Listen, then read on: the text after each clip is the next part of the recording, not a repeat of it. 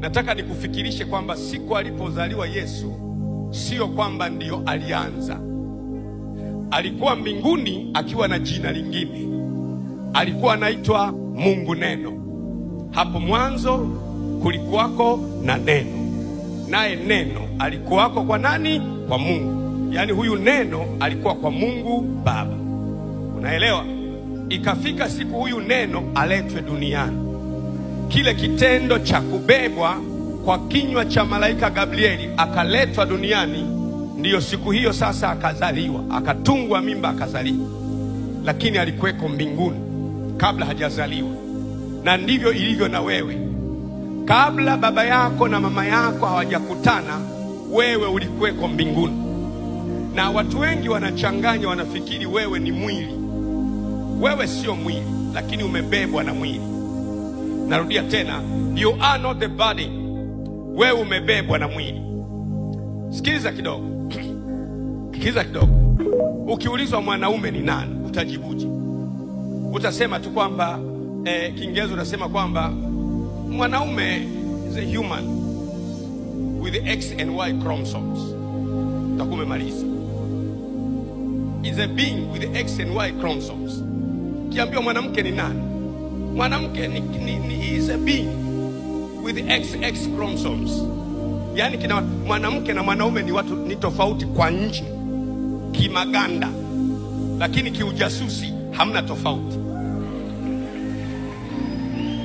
Unanielewa? Maganda, sema maganda. Lile ganda la nje, sikiza vizuri. Rakapasiti Moria makatila makaputu sikaraba. Lile ganda la nje, sikiliza vizuri.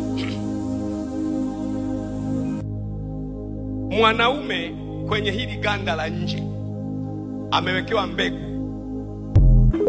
Mbegu ya nini? Ya kuzalisha maganda mengine, sio mbegu ya mtu. Mwanamke na yeye ndani ya mwili wake amewekewa yai. Lile yai linapokea mbegu. Yai na mbegu za mwanaume zinaungana, zinazalisha ganda la nje. Alafu Mungu anamweka mtu ndani ya hilo ganda. Unanielewa mwenzangu? Na ndiyo maana baba yako ni baba wa mwili wako, sio baba wa roho yako.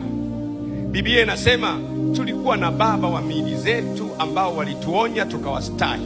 Je, si vema zaidi kuwa chini ya baba wa roho zetu tukaishi? Kwa hiyo Mungu ni baba wa roho zetu. Na ndiyo maana Yesu, wanafunzi wake wanamuuliza, mwalimu au rabon au master, tufundishe namna ya kuomba. Yesu anawaambia, mkiomba semeni hivi, sio ombeni hivi. Mkiomba semeni hivi. Mnasemaje? Baba yetu uliye mbinguni. Kwa nini unamwita baba? Unamwita Mungu baba, lakini Mungu huyu ni nani unayemwita baba? Mungu unayemwita baba, kwa mujibu wa Yohana sura ya 4 mstari wa 24, Mungu ni roho. Mungu ni roho. Nao wamwabuduo halisi yawapasa. Hebu sema yawapasa. Kuwapasa manake wanalazimika kumwabudu katika roho na kweli. Mungu ni roho. Yule unayemwita baba, yeye ni roho. Yule unayemwita baba, yeye ni roho. Unayemwita baba, yeye ni nani? Ni roho.